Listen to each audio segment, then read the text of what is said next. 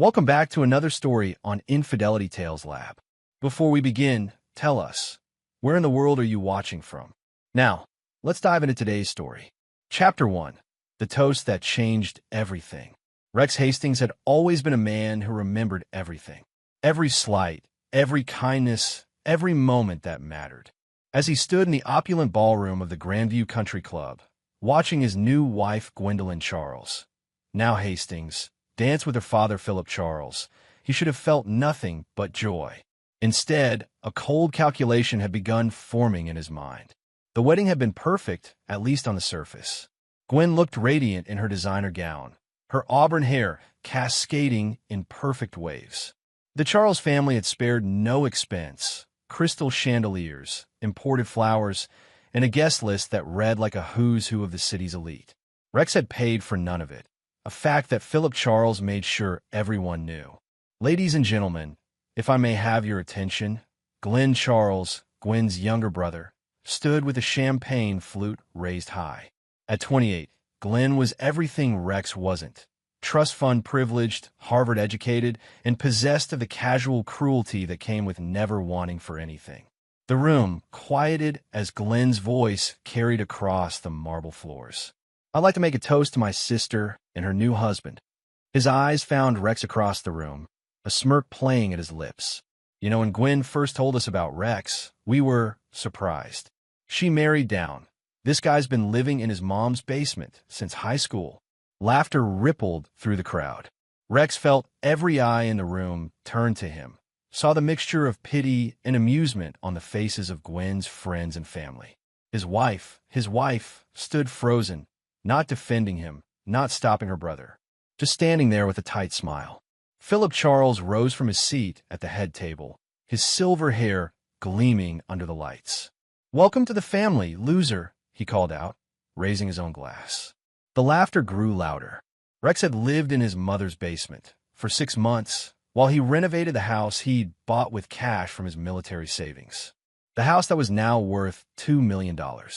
The house that Gwen had moved into without ever asking about its origins. But they didn't know that. They saw what they wanted to see: a 32-year-old mechanic who worked with his hands, who wore Walmart suits to family dinners, who drove a 15-year-old pickup truck.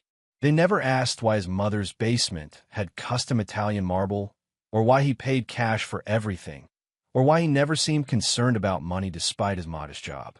Rex rose slowly from his seat, the laughter beginning to die as all eyes fixed on him. He was a big man, 6'3", with the kind of muscle that came from real work, not gyms. His dark hair was cut military short, and his green eyes held a coldness that made people uncomfortable when they really looked. "Is that really true?" he asked, his voice carrying despite its quiet tone. He pointed to the projector that had been set up for the wedding slideshow. "Watch this." The room went dead silent. Rex had anticipated this moment. He'd known the Charles family would try to humiliate him. They'd been doing it for the 2 years he'd dated Gwen. What they didn't know was that Rex Hastings was not a man who forgave or forgot. And he certainly wasn't a man who took humiliation lying down. He'd been planning this for months. The first image that appeared on the screen was Glenn's college transcript, straight C's despite his Ivy League education. The second was his arrest record, 3 DUIs that Daddy's money had made disappear. The third was more interesting: photos of Glenn with Maddie Watkins, his fiancée's maid of honor, in what appeared to be very intimate circumstances. "Glenn," Rex said conversationally, "tell everyone about your relationship with Maddie. The one that's been going on for 8 months. The one your fiancée, Jessie, doesn't know about." Glenn's face went white. Jessie Cantu, his fiancée, turned to stare at him in horror. But Rex wasn't done. The next slide showed Philip Charles's gambling debts, over $300,000 owed to some very unforgiving people. People who had been remarkably patient thanks to Rex's intervention. "Philip," Rex continued, his voice never rising above a conversational tone, "perhaps you'd like to explain to your wife Eleanor where the money from your retirement fund really went." Eleanor Charles swayed in her seat, one hand pressed to her chest. Rex looked around the room at the shocked faces, at the family who had just finished humiliating him. "You see, when you spend your life assuming people are beneath you, you stop paying attention to who they really are. Chapter 2. The Real Rex Hastings. 3 hours after the reception ended in chaos, Rex sat in his study, the one in the basement that Glenn had mocked, smoking a Cuban cigar and watching the security monitors that covered every inch of his property. Gwen hadn't spoken to him since the slideshow. She'd locked herself in their bedroom, alternating between sobbing phone calls to her mother and what sounded like throwing things. Rex didn't care. He'd met Gwendolyn Charles 2 years ago when she'd brought her Mercedes to his shop. She'd been everything he'd thought he wanted: beautiful, educated, from a good family. She'd also been married to Jason Bailey at the time, though she'd conveniently forgotten to mention that for the first 3 months they dated. Rex had discovered the truth the way he discovered everything, through careful observation and patience. He'd followed her one night, watched her kiss another man goodbye at an expensive restaurant. That man had been Tyler Rivers, her divorce attorney. The same Tyler Rivers who was now handling her divorce from Jason and sleeping with his client. It would have been easy to walk away then. Most men would have. But Rex Hastings wasn't most men. He'd spent 8 years in Army Special Forces, 4 of those in places that didn't exist on any official map.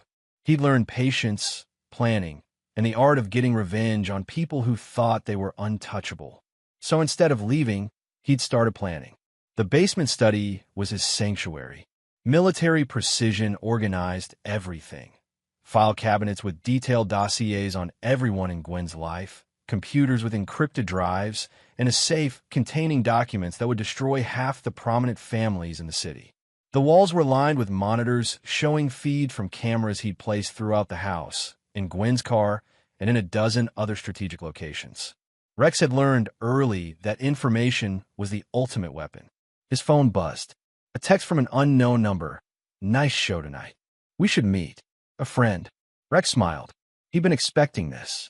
The friend was Kenneth Atkins, a private investigator who specialized in very discreet services for very dangerous people. Rex had used him before, back when he was still active duty and needed certain problems to disappear quietly. Kenneth had reached out 6 months ago, after Rex had started making inquiries about Tyler Rivers. What Kenneth had found was interesting. Tyler Rivers wasn't just a divorce attorney. He was a specialist in helping wealthy wives disappear their assets before their husbands caught on. He'd perfected a system, seduce the client, manipulate the divorce proceedings, take a cut of the hidden assets, and move on to the next mark. Gwen was just his latest victim, except she thought she was the predator. Rex pulled up the files on his computer. Tyler had used the same pattern with 5 other women over the past 3 years. Each time, the husband had been left financially destroyed while Tyler and his client disappeared with millions. The last husband, Ralph Downey, had ended up so destroyed that he'd eaten his gun in his empty mansion. That's when Rex knew Tyler Rivers had to die. But death was too simple. Rex wanted Tyler to understand what it felt like to lose everything: money, reputation, family, hope. He wanted Tyler to beg for the death that wouldn't come. A sound from upstairs drew his attention to the monitors. Gwen was leaving the bedroom. Phone pressed to her ear. Rex turned up the audio feed. "Can't believe he humiliated my family like that," she was saying. "Tyler, I don't care about the plan anymore. I want him destroyed. I want him to lose everything." Tyler Rivers' voice came through clearly. Rex had upgraded the audio equipment last month. "Baby, calm down. This actually works in our favor. Now we have grounds for emotional distress, maybe even defamation. We can take him for everything and claim he was abusive. How soon can we file? I'll have the papers ready by Monday. We'll hit him with divorce, restraining order, and a lawsuit all at once. By the time I'm done with him, he'll be lucky if he keeps that stupid truck." Rex leaned back in his chair, still smiling. They had no idea what they were walking into. He pulled up another file on his computer, the real Rex Hastings. The one who'd inherited $2 million from his grandfather's oil investments. The one who'd turned that into $20 million through careful investments and some very profitable contracts during his military service.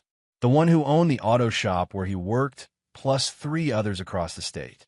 The one who'd bought Gwen's dream house in cash just to watch her fall in love with it. The one who'd been planning her destruction since the day he found out about Tyler Rivers. Chapter 3. The Setup. Monday morning arrived gray and cold, matching Rex's mood as he prepared for war. He'd spent the weekend watching Gwen and Tyler through his surveillance network, documenting every conversation, every plan, every detail of their scheme to destroy him. They were good. He had to give them credit. Tyler had convinced 3 of Gwen's friends to sign affidavits claiming they'd witnessed Rex being emotionally abusive and controlling. Sherry Mayo, Gwen's college roommate, even claimed Rex had threatened her at a dinner party last month. The fact that Rex had never spoken to Sherry beyond polite greetings didn't seem to matter. But Rex had something they didn't expect: time and preparation. He'd known this day was coming for months. Every conversation with Gwen had been calculated, every gift a strategic move, every moment of their marriage a chess piece position for this endgame. While they thought they were manipulating him, he'd been orchestrating their downfall. The auto shop was busy when Rex arrived, but he barely noticed the customers or his employees. His mind was focused on the files he'd been assembling, the evidence he'd been gathering, the trap he'd been setting. "Boss, you okay?" asked Darren Henry, his shop foreman. Darren was one of the few people who knew Rex's real background. They'd served together in Afghanistan before Darren lost his leg to an IED. "You look like you're about to kill someone."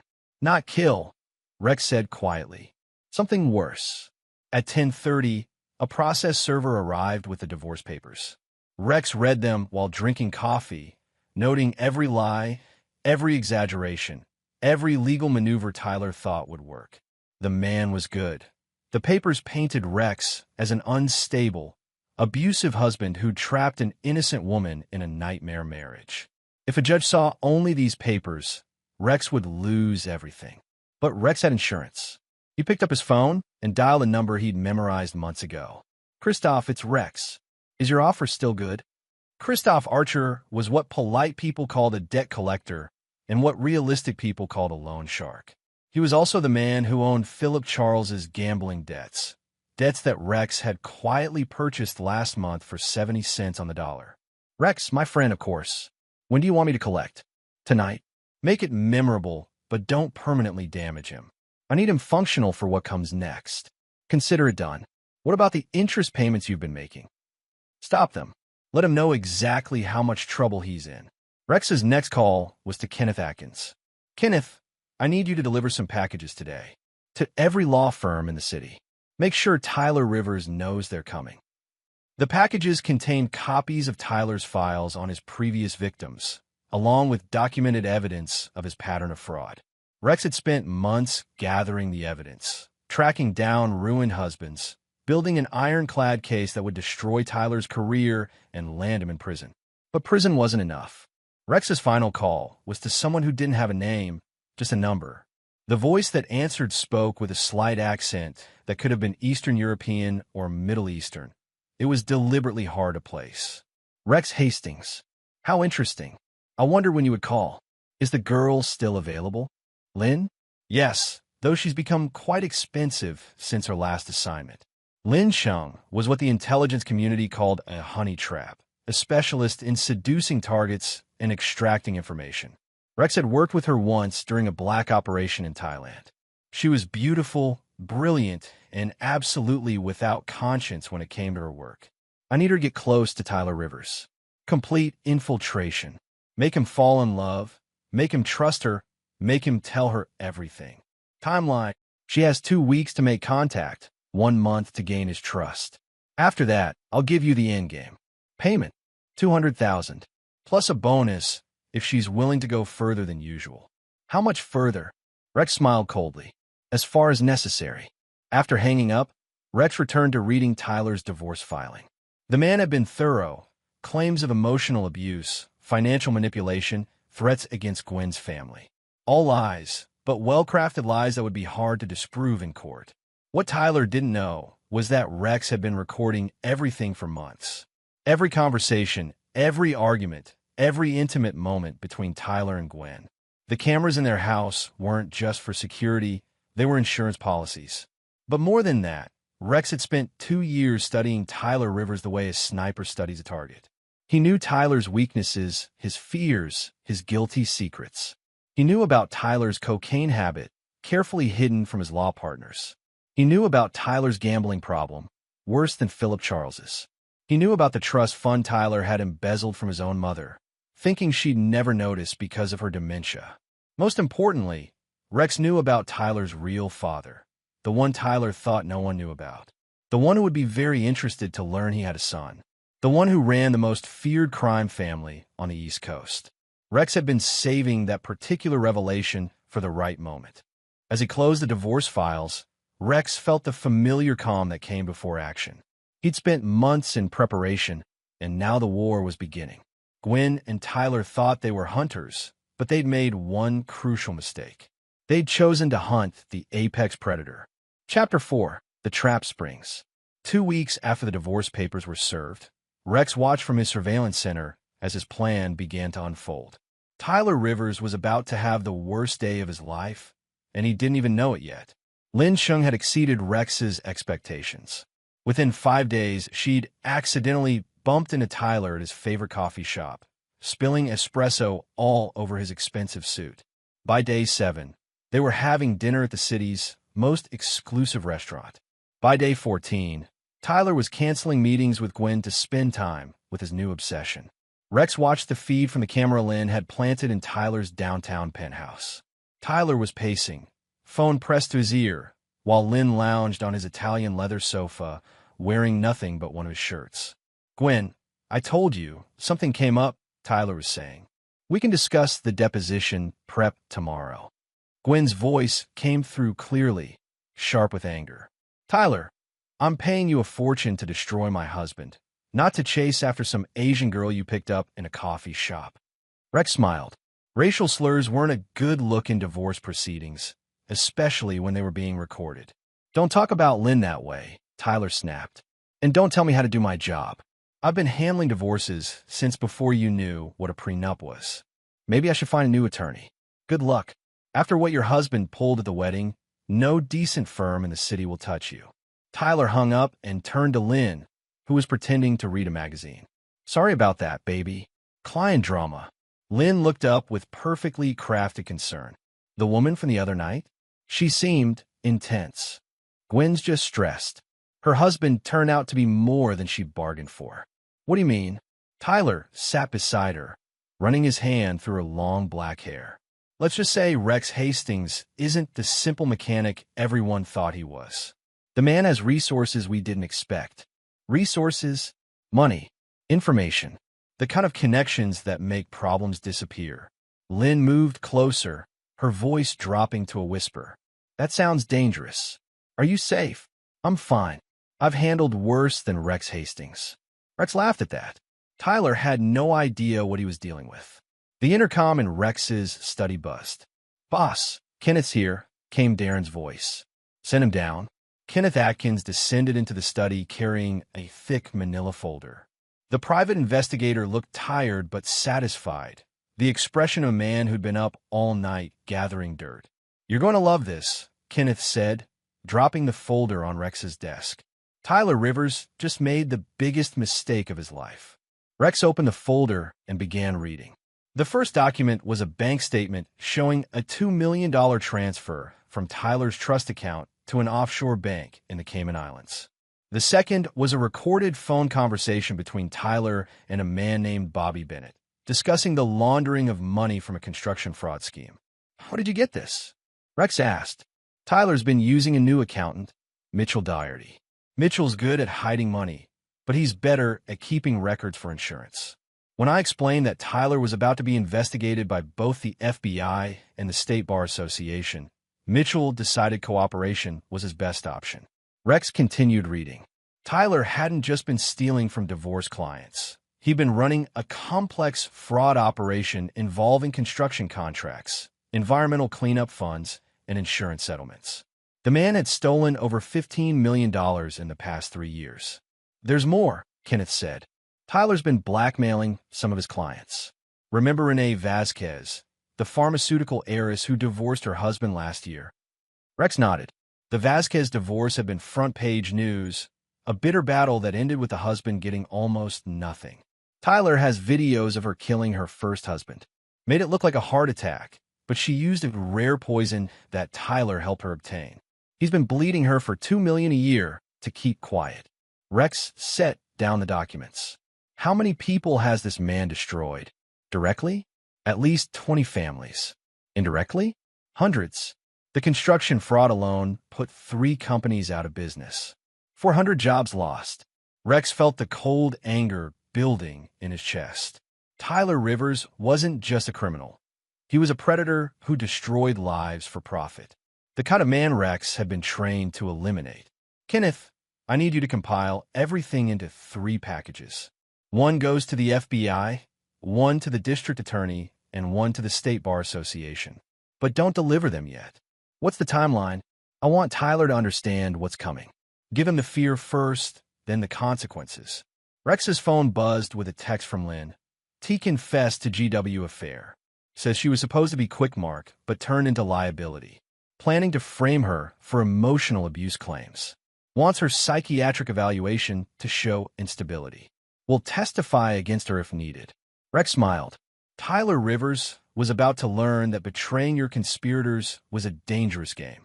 But before Rex could respond to Lynn, his security system chimed with an alert. Someone was approaching the house.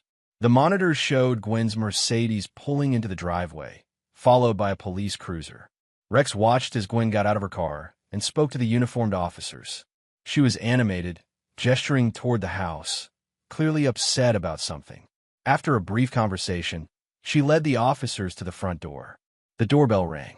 Rex checked his appearance in the mirror, grease-stained work shirt, old jeans, the image of a simple mechanic. He climbed the stairs and opened the door with a confused expression.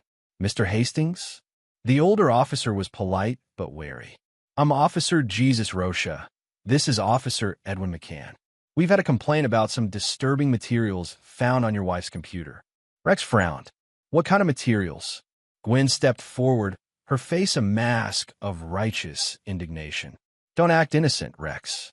The photographs, the surveillance videos, the files about my family and friends. My attorney says it's stalking and harassment. I'm sorry, officers, but I don't know what she's talking about.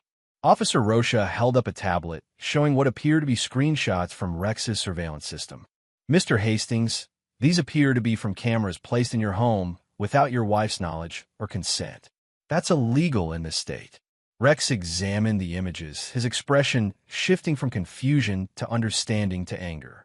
Officers, I think there's been a misunderstanding. Those cameras were installed for our security system, with my wife's full knowledge and consent. That's a lie. Gwen snapped. Gwen, Rex said calmly. Remember when we had the break-in last year? You specifically asked me to install cameras in every room so you'd feel safe. The officers looked between them, clearly uncertain. Mr. Hastings, Officer McCann said, we're going to need to see the original security system documentation and any consent forms. Of course. Please come in. As they entered the house, Rex smiled inwardly. Gwen had just made another critical mistake. By involving the police, she'd opened the door for Rex to reveal exactly what his cameras had recorded. And what they'd recorded would destroy her. Chapter 5. The News Titans. The police had been gone for 2 hours, but the damage was done. Officer Rocha had taken copies of the security system documentation, all perfectly legal, along with Gwen's signed consent forms and several sample videos that showed her explicitly approving the camera locations. What the officers hadn't seen were the recordings Rex planned to release at the right moment. Now Rex sat in his study, watching multiple feeds as his enemies made mistake after mistake. On one screen, Tyler was having a heated phone conversation with someone at his law firm. On another, Gwen was at her parents' house, screaming at her mother while Philip cowered in his study. On a third, Lynn was photographing documents from Tyler's home safe. It was beautiful orchestration. Rex's secure phone rang. The number only 3 people in the world knew. Hastings. Rex, it's Orlando Newton. The voice belonged to his former commanding officer, now a deputy director at the Department of Defense. I got a message. Are you sure you want to use this asset? I'm sure. Adam Wynn is not a subtle man, Rex. When he moves against a target, there's usually nothing left. That's exactly what I need. Orlando was quiet for a moment. The target has family, a mother with dementia in a care facility.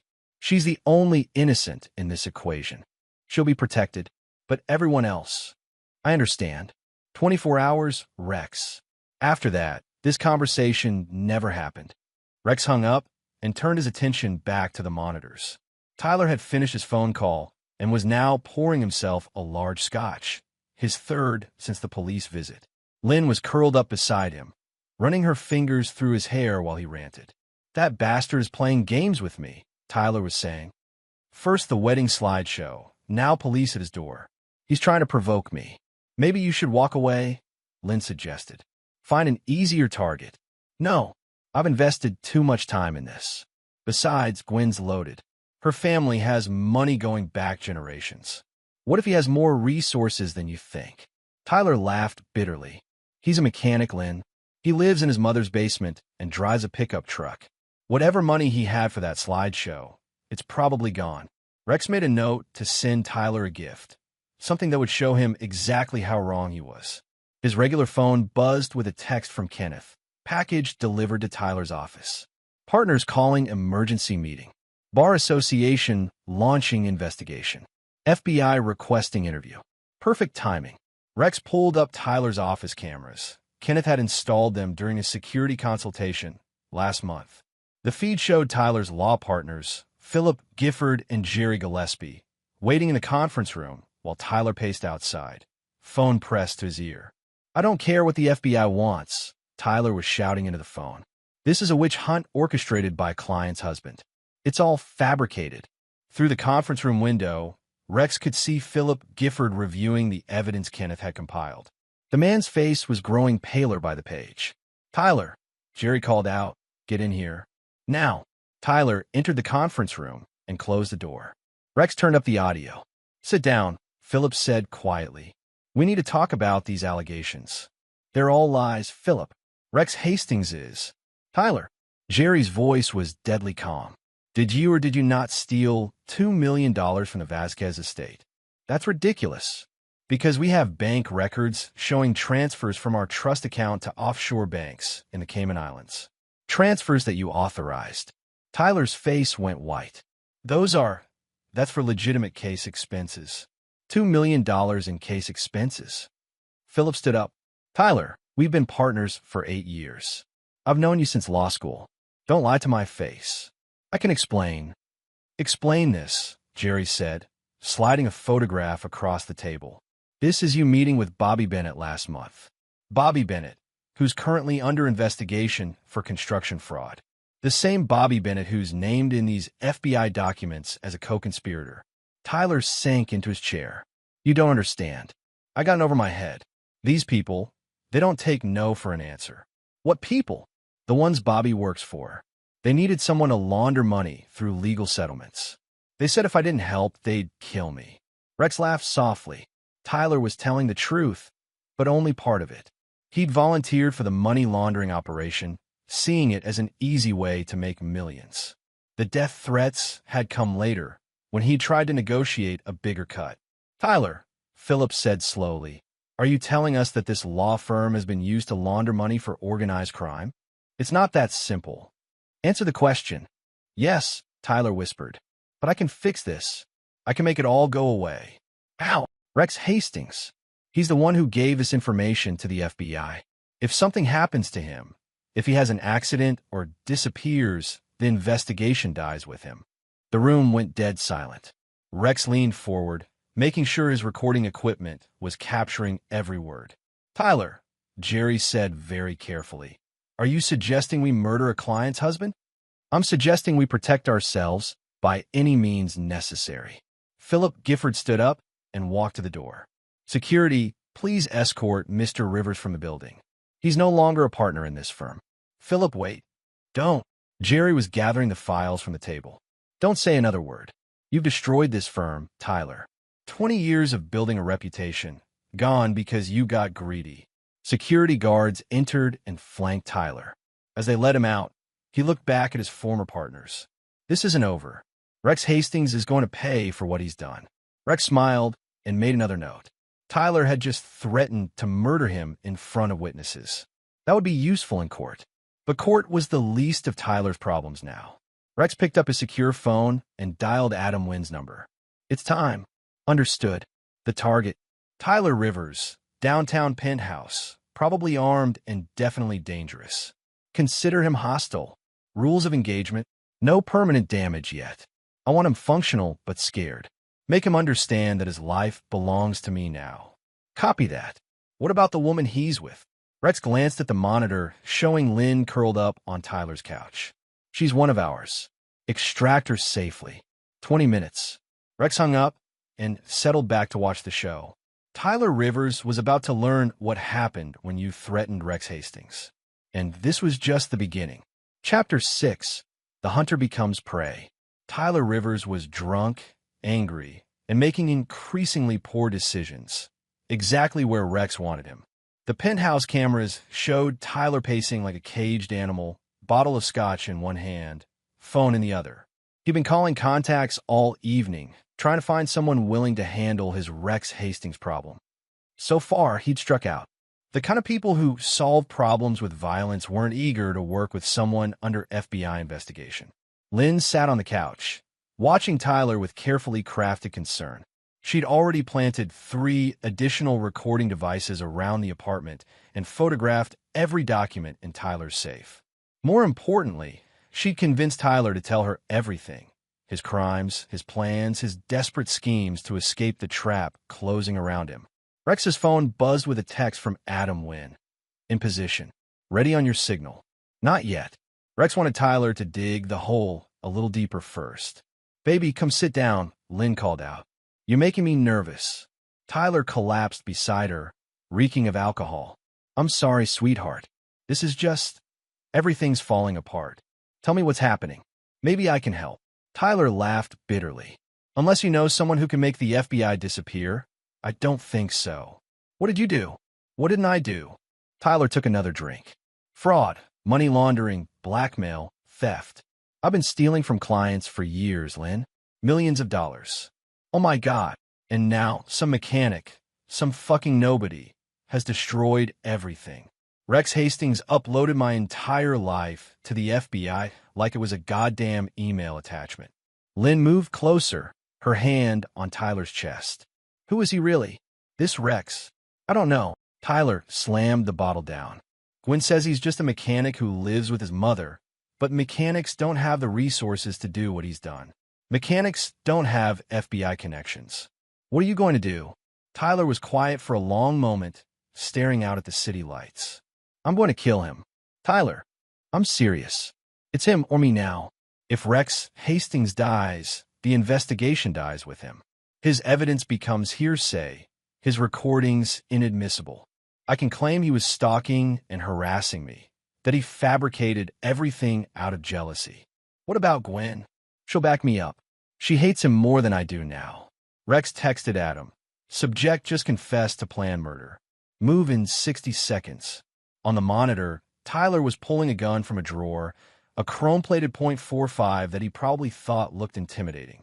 He was checking the magazine when the lights in his penthouse suddenly went out. Emergency lighting kicked in, casting everything in an eerie red glow. What the hell? Tyler stood up, gun in hand. Lynn, get behind me. But Lynn was gone. Tyler spun around, searching for her in the dim light. Lynn? Lynn. A voice came from the darkness, low, calm, professional. Mr. Rivers, please place the weapon on the floor. Who's there? Tyler raised the gun, hands shaking. I'm armed. I know. Place the weapon on the floor and step away from it. Fuck you. The sound that followed was like nothing Tyler had ever heard. A soft whistle, then a solid thunk. The gun flew from his hands as a knife buried itself in the wall an inch from his fingers. Adam Wynn stepped into the red light, like something from a nightmare. 6'6", built like a linebacker, with scars covering half his face and dead black eyes that had seen too much death. He wore all black, tactical gear and moved with the predatory grace of an apex predator. Mr. Rivers, Adam said conversationally, my employer would like to have a conversation with you. Tyler tried to run. He made it 3 steps before Adam's hand clamped down on his shoulder, stopping him like he'd hit a brick wall. Please don't make this difficult. Who are you? What do you want? I'm the man your actions have summoned, Mr. Rivers. As for what I want, Adam smiled, showing teeth filed to points. I want you to understand that your life now belongs to Rex Hastings. Tyler tried to swing at Adam and found himself on the floor, arm twisted behind his back in a hold that sent lightning up his spine. Good. Now we can talk. Adam dragged Tyler to a chair and zip-tied his hands behind his back. Then he pulled out a tablet and set it on the coffee table. Rex's face appeared on the screen. "Hello, Tyler," Rex said calmly. "I thought it was time we had a proper conversation." "You son of a bitch." Tyler struggled against the zip ties. "Do you have any idea who you're fucking with? A small-time lawyer who's been stealing from his clients to pay gambling debts? A pathetic man who's been blackmailing widows and destroying family for profit? Yes, Tyler, I know exactly who you are. I'll destroy you. I'll take everything you have." Rex laughed. "With what? Your law license is gone. Your firm has disowned you. The FBI has enough evidence to send you to prison for the rest of your life. Your offshore accounts have been frozen. And the people you were laundering money for? They're not very happy with you right now." Tyler's face went white. "How do you know about Bobby Bennett? About the construction fraud? About the $15 million you've stolen?" Rex's expression never changed. "Tyler, I've known everything about you since the day you started sleeping with my wife." "That's impossible. Is it? Tell me. Tyler, how long do you think it takes to destroy a man's life when you have unlimited resources and no conscience?" Adam leaned down close to Tyler's ear. "The answer is however long Mr. Hastings wants it to take." "What do you want?" Tyler's voice was barely a whisper. "I want you to understand that this is just the beginning," Rex said. "Tonight, you're going to disappear for a while. When you come back, you're going to do exactly what I tell you to do." "I won't." "You will. Because the alternative is much worse than prison, Tyler. The alternative is what happens when Bobby Bennett's bosses find out you've been skimming from their money laundering operation." Tyler slumped in the chair, finally understanding the depth of his situation. "Sleep well, Tyler," Rex said as the screen went dark. "Tomorrow, we begin your real education." Adam picked up Tyler like he weighed nothing and headed for the door. As they left, Rex could see Lynn emerging from the stairwell, perfectly safe and carrying a bag of additional evidence. Phase 1 was complete. Now the real fun could begin. Chapter 7. The Education of Tyler Rivers. Tyler Rivers had been missing for 72 hours when he finally understood that Rex Hastings was not just another angry husband.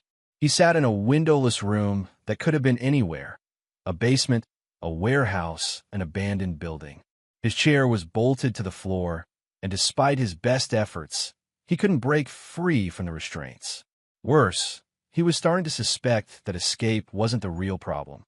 The real problem was what Rex had planned for him. Adam entered carrying a tray of food and a laptop. He set both down without a word and activated the computer. Rex's face appeared on the screen, and Tyler noticed he was wearing a different shirt than yesterday. Time was passing in the real world while Tyler sat in this nightmare. "Good morning, Tyler. I trust you're beginning to appreciate your situation." "Let me go," Tyler croaked. His throat was raw from screaming for help that never came. "I will. Eventually. But first, you're going to help me with something." The laptop screen split, showing Rex on one side and what appeared to be a live video feed on the other. Tyler recognized the location immediately. It was Gwen's parents' house. "Your former client is having a difficult week," Rex said conversationally. "The police returned yesterday with a warrant to search her car. Apparently, someone tipped them off about drug residue in the trunk." Tyler watched in horror as officers led Gwen away in handcuffs. She was screaming, fighting against the restraints, looking nothing like the composed woman he'd been sleeping with. "Cocaine possession is a serious charge," Rex continued, "especially when it's found in conjunction with evidence of distribution. Those text messages between you and Gwen about powder and deliveries look quite incriminating to prosecutors. Those were about construction materials for her renovation project. Were they? Because the phone records show those conversations happening at the same time as documented drug purchases from Bobby Bennett's associates." Tyler's blood ran cold. "You planted evidence. Did I? Or did I simply document what was already there?" Rex's smile was terrifying in its calmness.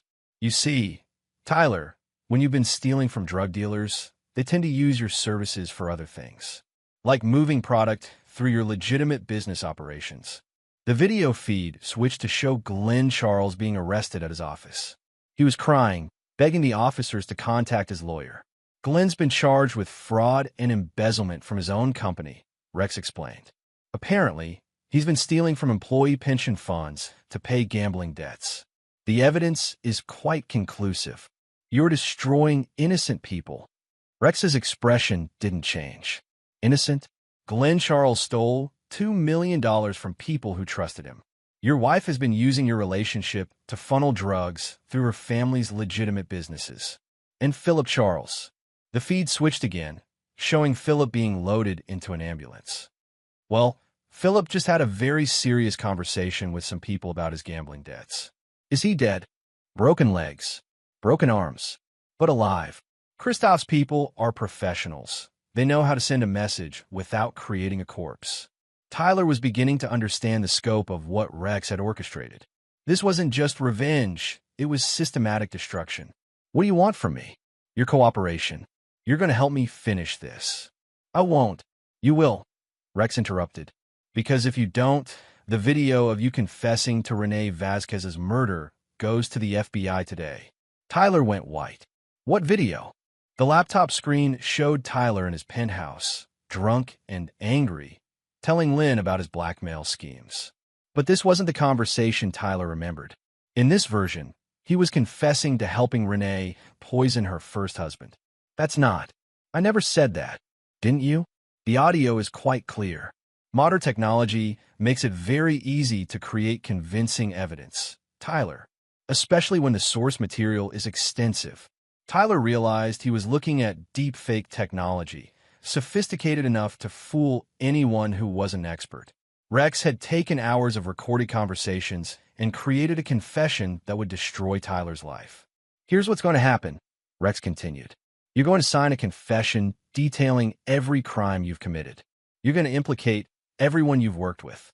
And you're going to transfer what's left of your hidden assets to a charity of my choosing.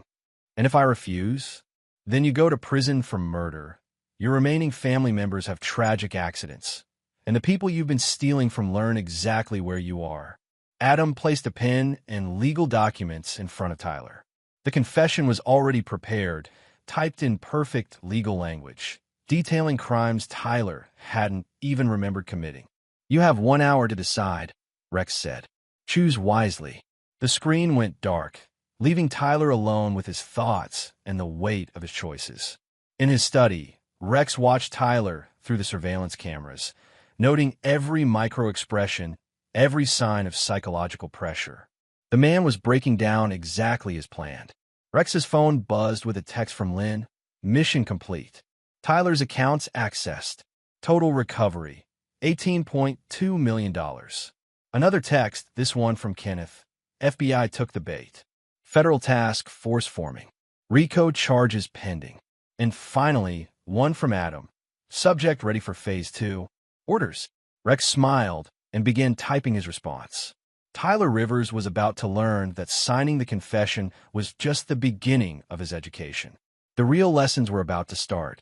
Chapter 8, the final lesson. Tyler signed the confession after 47 minutes, his hand shaking so badly that his signature was barely legible. He'd read every page twice, understanding that his name on that document meant life in prison even if Rex kept his other promises. But Rex Hastings wasn't finished with him yet. Excellent choice, Rex said when the laptop screen flickered back to life. Now, for phase 2 of your education. I did what you asked. Let me go. Tyler, we haven't even begun to address your real crimes yet. The screen split again, but this time it showed surveillance footage from Ralph Downey's house, the husband who'd killed himself after Tyler destroyed his life. The timestamp showed the day before Ralph's suicide. Tell me about Ralph Downey, Rex said. I don't know what you mean. You don't? Because this video shows you at his house, having what appears to be a very heated conversation. What were you discussing, Tyler? Tyler watched in horror as the footage showed him arguing with a broken man in an empty mansion. Ralph looked like he hadn't slept in weeks, like he'd lost everything that mattered to him. He was threatening to expose my methods. I had to make sure he understood the consequences. The consequences of what? Of talking to the media, of telling people how I'd manipulated his divorce. And what did you tell him those consequences would be? Tyler was quiet for a long moment. I told him that if he tried to destroy me, I'd make sure he never saw his children again. His children who were already living across the country with their mother? Yes. His children who had been told by their mother that their father was a dangerous criminal who couldn't be trusted? Yes. His children who were never going to see him again, anyway. Tyler's voice was barely a whisper. Yes. So you threatened a suicidal man with losing the only thing he had left to hope for. The next day, he put a gun in his mouth. That wasn't my fault, wasn't it? Rex's voice remained calm, but Tyler could hear the deadly cold underneath. You destroyed his marriage, stole his money, turned his children against him, and then threatened to make sure he'd never see them again. What exactly did you think would happen? Tyler was crying now, understanding for the first time the full weight of what he'd done. I never meant for him to kill himself, but you did mean to destroy him completely. You did mean to take everything that made his life worth living. Yes, Tyler whispered. Good. That's the first honest thing you've said. The video feed changed to show a new location, a cemetery. Rex was standing beside a fresh grave, flowers in his hand. I visited Ralph's grave yesterday, Rex said. Do you know what I found there? Tyler shook his head. Nothing. No flowers, no visitors, no signs that anyone remembered he existed. His children refused to come to the funeral. His ex-wife held a party the day he died. You didn't just kill Ralph Downey, Tyler. You erased him. Rex set the flowers on the grave and looked directly into the camera. That's when I decided that destroying your life wasn't enough. Tyler felt ice water in his veins. What do you mean? I mean that you're going to experience exactly what Ralph experienced. Every feeling, every loss, every moment of despair that led him to put that gun in his mouth. You can't. Can't I? Tell me, Tyler, how long do you think a man like you would last in general population at a federal prison?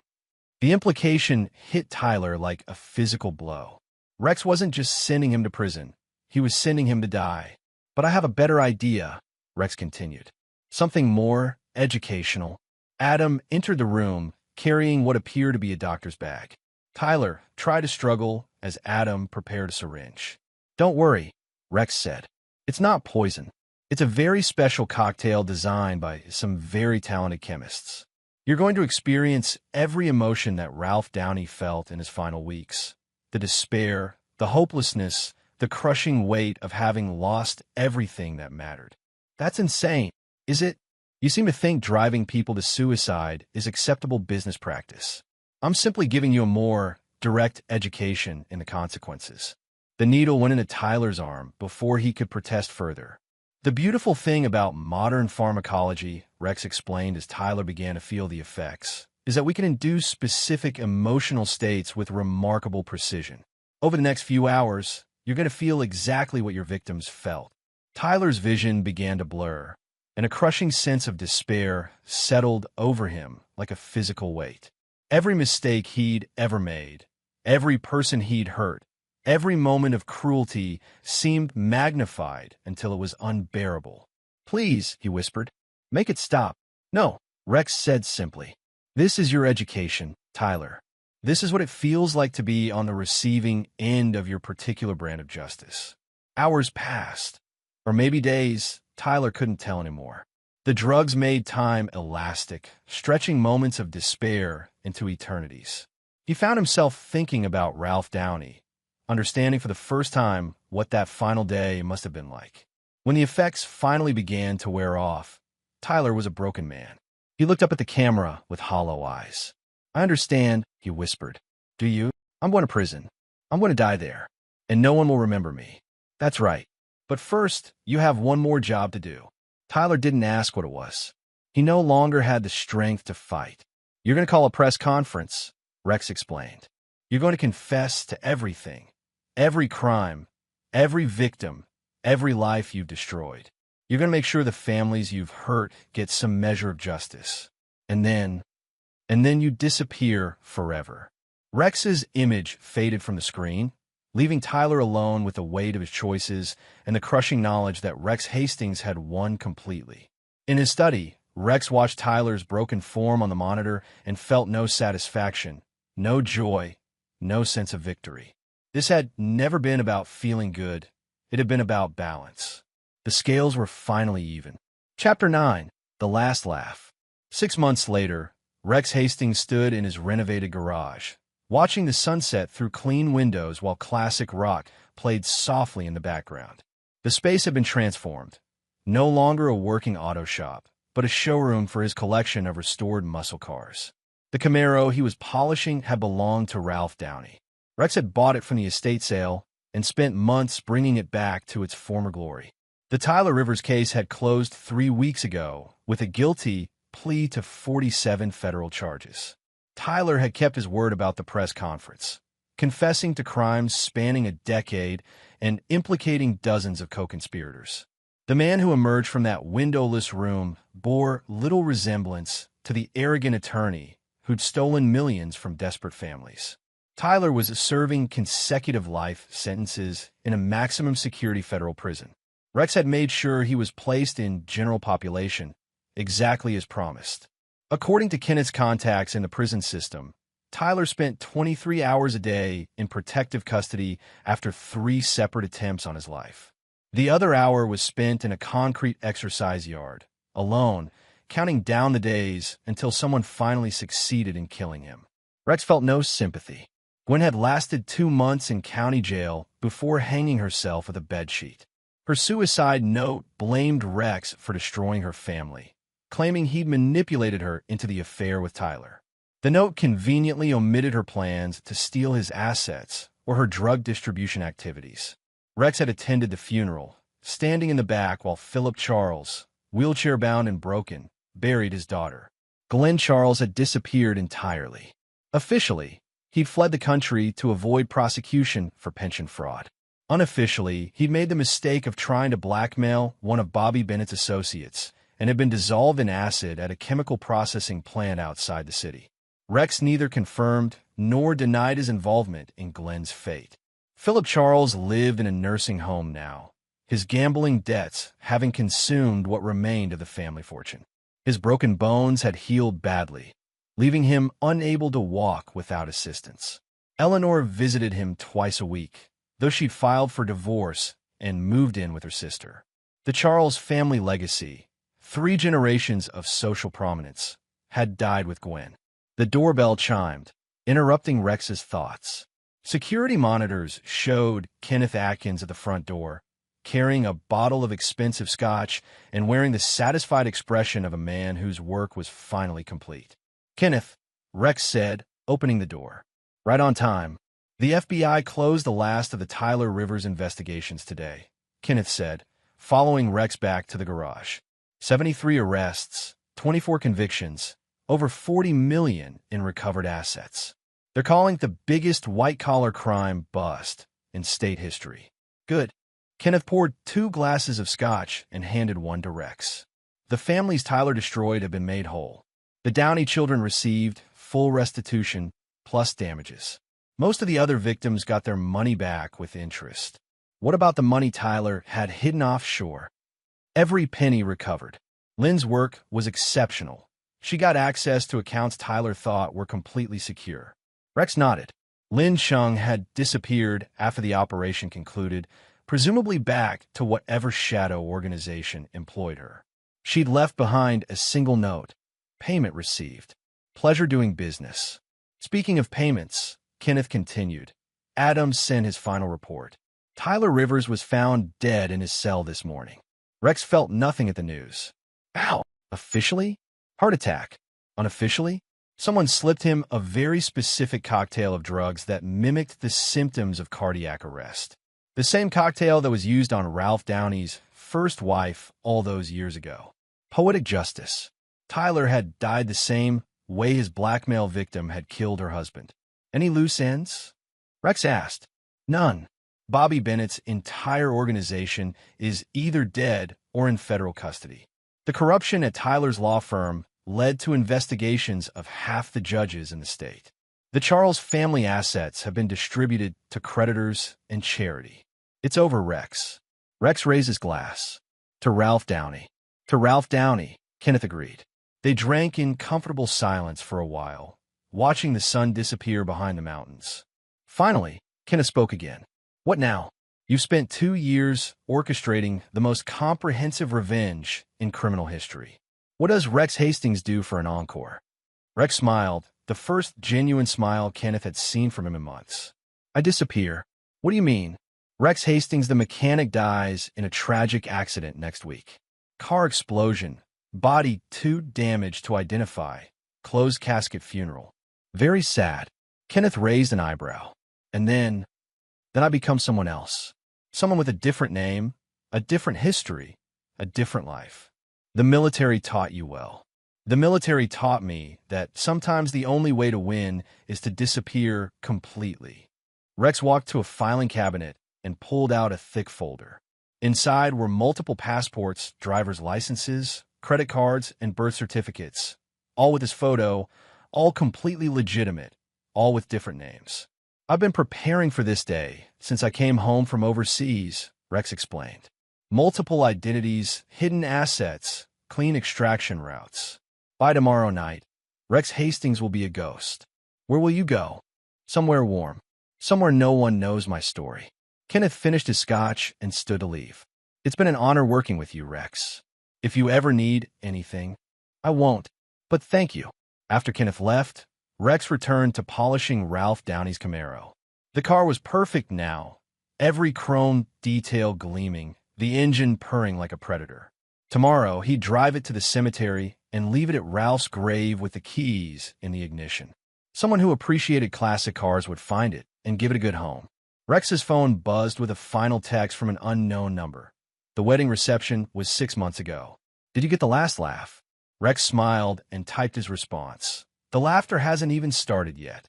The next morning, local news reported a tragic explosion at Hastings Custom Auto. The owner, Rex Hastings, was presumed dead. His body was never recovered. 3,000 miles away, a man with Rex's face but different identification papers bought a small house on a beach where the sunsets painted the sky in shades of gold and red. He paid cash, introduced himself to the neighbors as a retired veteran, and settled into a quiet life of fishing and reading. Sometimes, late at night, he would think about the wedding reception where Glenn Charles had called him a loser and Philip Charles had welcomed him to the family with mockery. He would remember the moment when he'd stood up and pointed to the projector when the room had gone dead silent. That silence had been worth everything that followed. Rex Hastings had gotten the last laugh after all, but more importantly, he'd gotten justice. And sometimes that was enough. And there you have it. Another story comes to an end. What did you think? I'd love to hear your thoughts in the comments below. If you enjoy this story, consider joining our community by subscribing.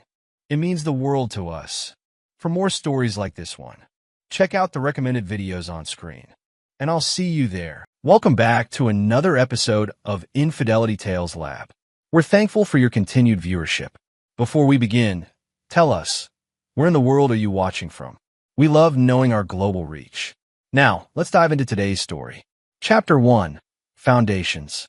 Victor Hargrove slammed the hood of his truck closed, wiping engine grease from his calloused hands with a dirty rag. For years of sweat equity had transformed what began as a small construction company into something substantial. Not that anyone would believe it from the outside, especially not his wife's family. Still playing with your little hammers? A text from Natalie lit up his phone. Her way of diminishing his work hadn't changed in the 9 years they'd been married. Victor didn't bother responding. Tonight, her family would arrive for their biannual visit, a ritual of condescension and thinly veiled insults, primarily directed at him and his quaint attempt at entrepreneurship. He drove home to their modest 3-bedroom house in the suburbs. It wasn't extravagant, but it was paid for, something he'd accomplished through silent perseverance while Natalie complained about not living in a neighborhood that reflected their potential. As he pulled into the driveway, he spotted Natalie through the kitchen window, pacing with her phone pressed to her ear. Her animated gestures told him everything. Another secret call to whoever had been making her smile at her phone for months now. Inside, she quickly ended her call. Finally, they'll be here in 2 hours. I need you to clean yourself up and be presentable for once. She wrinkled her nose at his work clothes. And please, if they ask about your business, don't go into tedious details. Just say it's fine and change the subject. Victor nodded, saying nothing about the call he'd just had with his business partner, Alexander Reed. After years of grinding, they'd received an acquisition offer from Meridian Construction Group, $14 million. The paperwork was finalized that morning, but Victor had kept it quiet. He wanted to see how far Natalie and her family would go in their disparagement before he revealed the truth. He showered and dressed in a simple button-down shirt and slacks, ignoring Natalie's suggestion to wear the expensive watch her father had given him last Christmas, a gift that came with the comment, "At least you'll own one valuable thing." As he straightened his collar, Victor's phone buzzed with a text from Alexander. "Everything's set for tomorrow afternoon. The check presentation will be quite the show." Victor smiled faintly at his reflection. Patience had always been his strongest virtue. By evening, the Prescott family had invaded. Natalie's father, Douglas, a banking executive who measured worth exclusively in dollars. Her mother, Patricia, whose smile never reached her eyes, and her younger brother, Trent, who had failed upward through life on family connections. Their luxury SUV and designer luggage filled the modest entryway, bringing with them an air of superiority that seemed to instantly inflate Natalie's ego. "Victor, still driving that rust bucket I see," Douglas commented after dinner, swirling expensive scotch he'd brought, "because I doubt you keep anything worth drinking." "It gets me where I need to go," Victor replied simply. "That's the problem with you, son," Douglas said, the sun dripping with condescension. "No ambition, no vision. Natalie deserved someone who could give her the lifestyle she was raised to expect." Victor noticed how Natalie didn't defend him. Instead, she stared at her phone, a faint smile playing on her lips as she texted someone.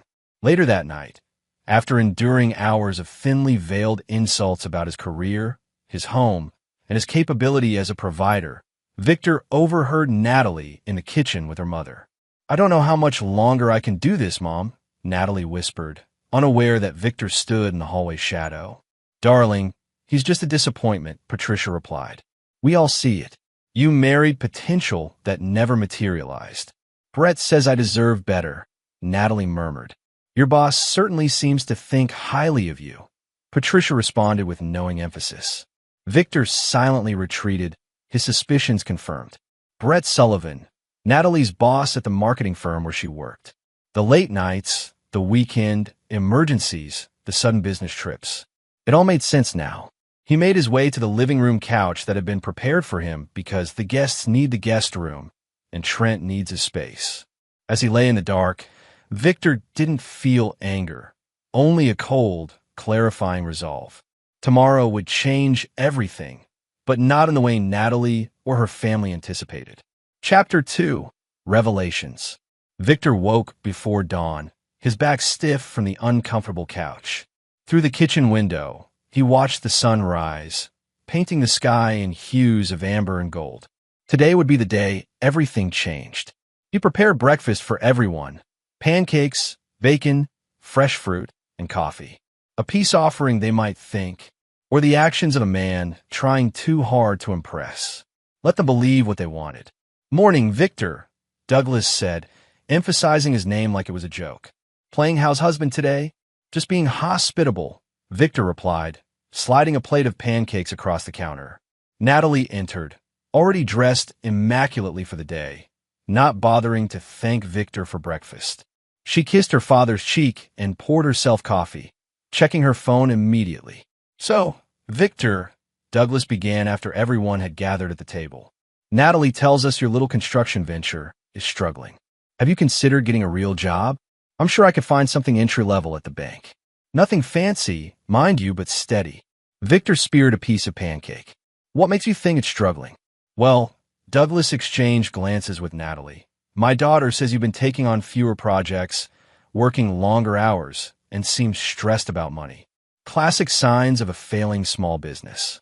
Victor turned to Natalie. Interesting interpretation of our conversations. Natalie shifted uncomfortably. Don't be sensitive, Victor. Daddy's trying to help. What about that loan you took out last year? Trent chimed in, mouth full of bacon. Natalie mentioned you had to borrow against the house. Victor set down his fork. Did she? Don't be embarrassed. Patricia interjected with syrupy sweetness. Everyone has financial troubles at some point. They're usually not in their 40s. I'm 38, Victor corrected. Time flies when you're not accomplishing much, Douglas laughed, reaching for the syrup. Victor smiled tightly and passed it to him. Indeed it does.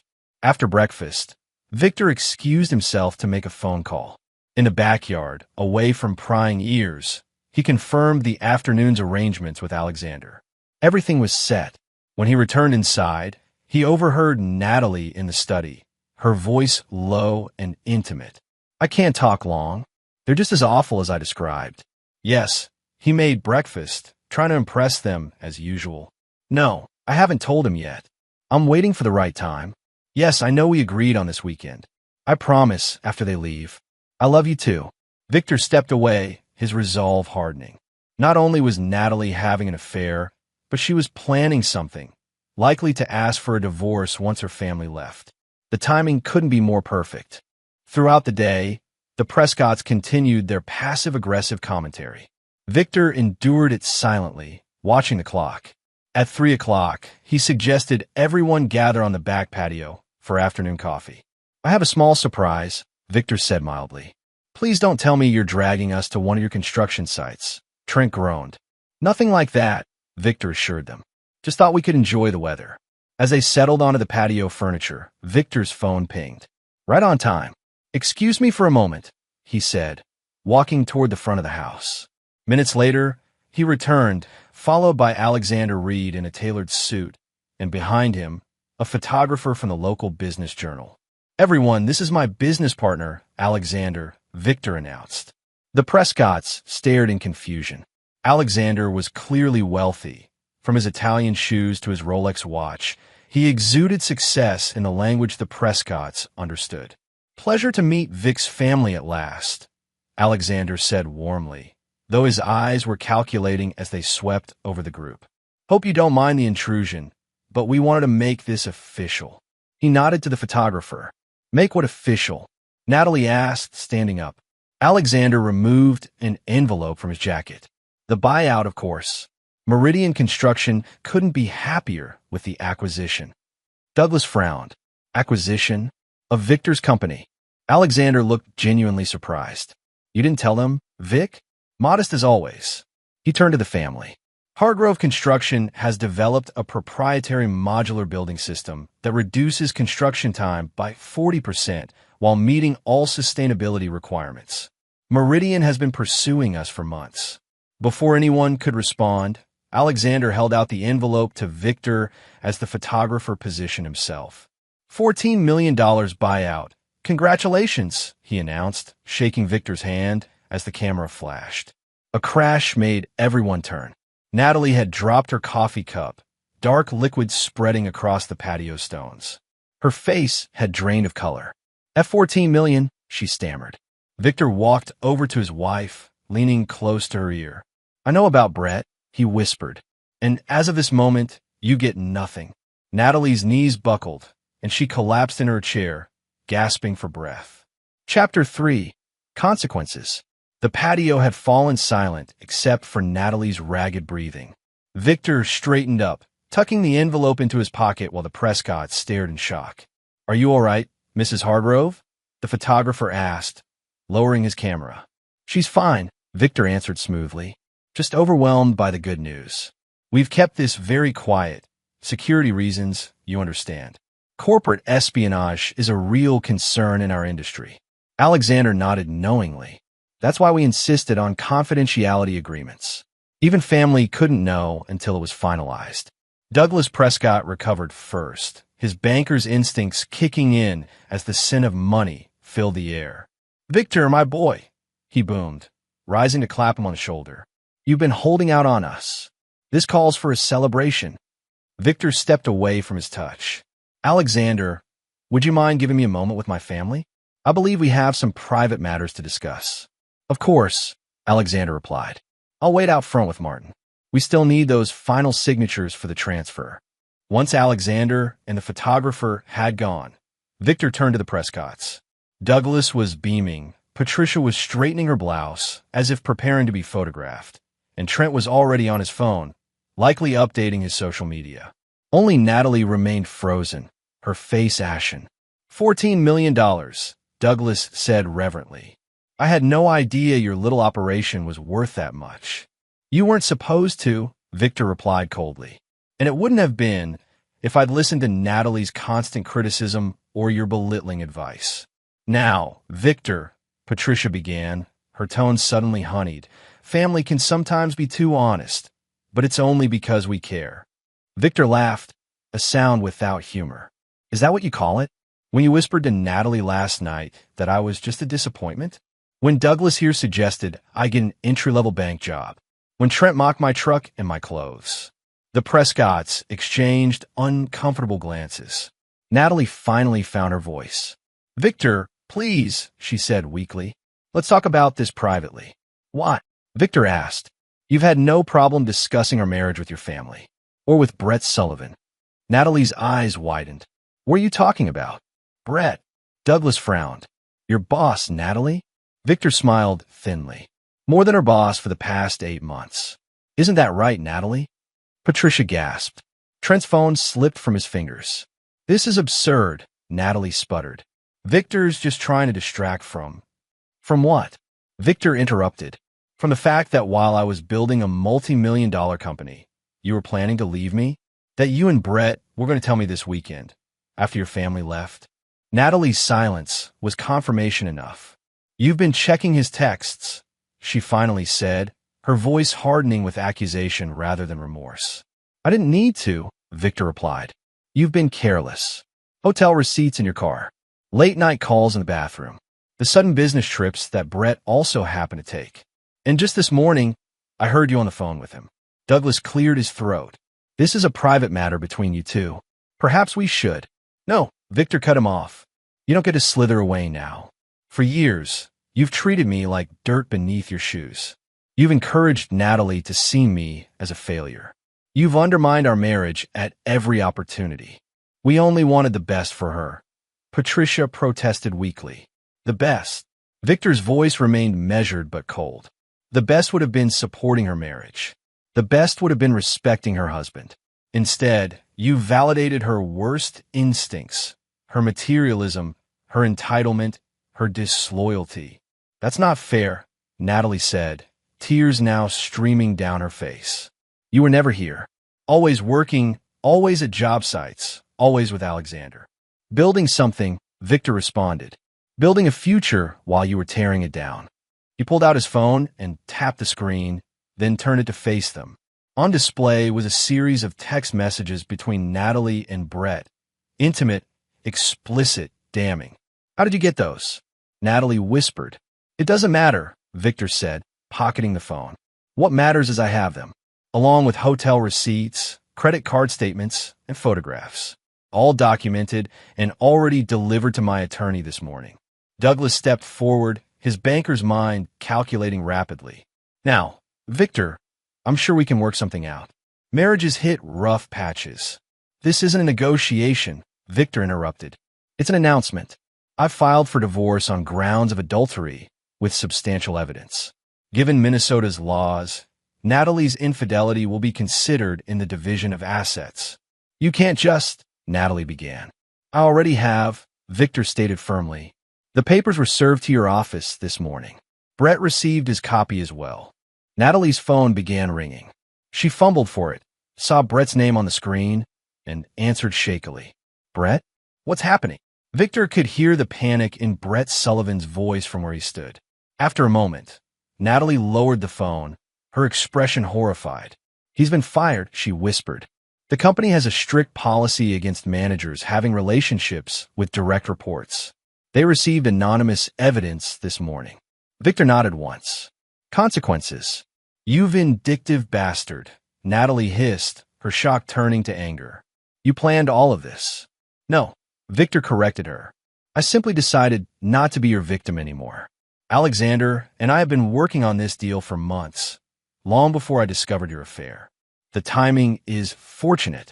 He turned to Douglas. You and your family need to leave. Now, pack your things and go to a hotel.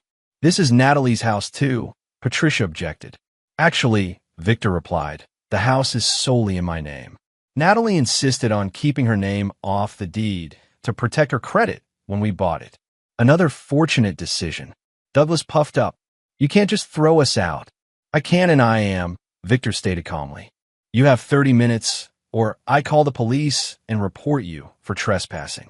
As the reality of the situation sank in, the Prescotts' arrogance crumbled.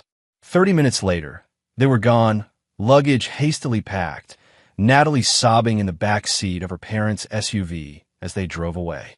Victor stood in the driveway, watching them disappear. Alexander approached from his parked limousine.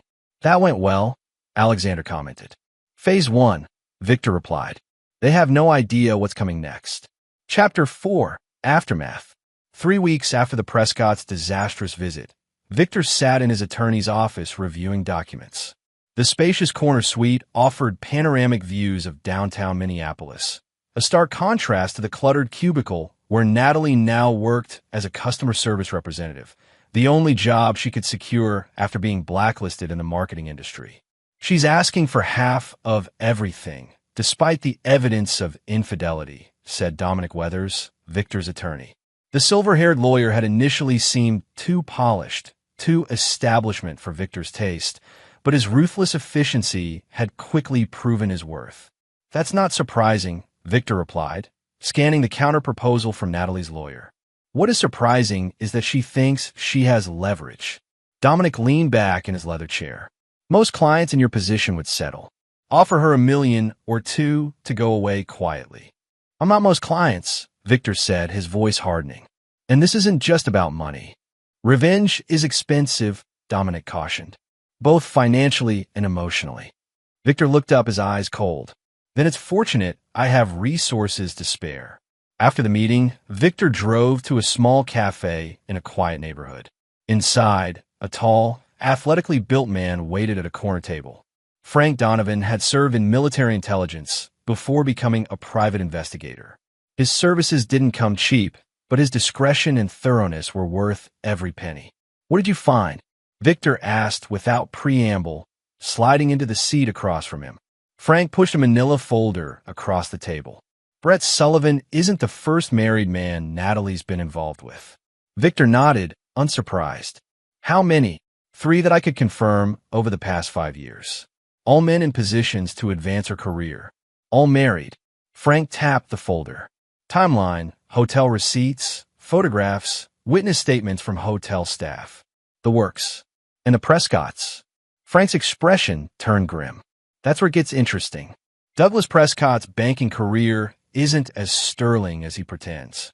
He's been investigated twice for ethical violations. Both times, charges were dropped after witnesses suddenly changed their stories or evidence disappeared. Bribes? Almost certainly, but nothing provable. What is provable is that he helped several clients, including his son Trent, hide assets during divorce proceedings. Frank lowered his voice. The statute of limitations hasn't expired on the most recent case. Victor absorbed this information, connecting dots in his mind. And Patricia? Social climber with expensive habits. 3 DUIs in the past decade, all quietly handled through family connections. She's on the board of several charities, but schemes donations to fund her shopping addiction. Trent failed upward his entire life. Currently works at his father's bank in a position created specifically for him. Has a gambling problem he hides from the family. Owes nearly $200,000 to some unsavory characters. Victor sat back, processing this information. Good work. Frank hesitated. There's one more thing. Brett Sullivan isn't just Natalie's lover. They've been planning something beyond an affair. Victor leaned forward. Go on. They opened a joint account 6 months ago. Small deposits at first, then larger ones. Over $120,000 now. Money that appears to have come from your joint accounts with Natalie. Small withdrawals, time to avoid suspicion. A muscle tightened in Victor's jaw. She's been stealing from me. There's more. They purchased property together, a cabin on Lake Minnetonka. Paid in cash. The deed is in Brett's brother's name. Victor's eyes narrowed. They were planning their exit long before I discovered the affair. Appears so, Frank confirmed. And based on text messages my tech guy recovered, they were going to tell you about the divorce the weekend her family visited.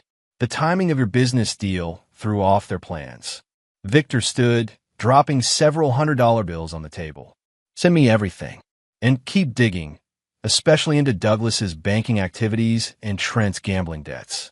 I want to know who he owes and how desperate they are to collect. As Victor drove home to the empty house, Natalie was staying with her parents while the divorce proceeded. He felt not anger, but a cold, calculating clarity. The Prescotts and Brett Sullivan had underestimated him for years. They had mistaken his patience for weakness, his silence for acceptance. That mistake would cost them everything. Chapter 5. Strategies. I want to destroy them, Victor stated calmly, sitting across from Alexander in the new offices of their consulting firm. After selling their construction company, they had established Hargrove Reed Strategic Consulting, specializing in construction industry mergers and acquisitions. Alexander raised an eyebrow. All of them? That's ambitious, even for you. They're connected, Victor explained. The Prescotts, Brett, Natalie, they operate as a unit. Douglas provides financial advice, Patricia handles social connections, Trent does whatever dirty work needs doing, and Natalie. He paused. Natalie identifies targets and makes them vulnerable. And you think you were just another target? Alexander asked. Victor nodded. One that didn't work out as planned.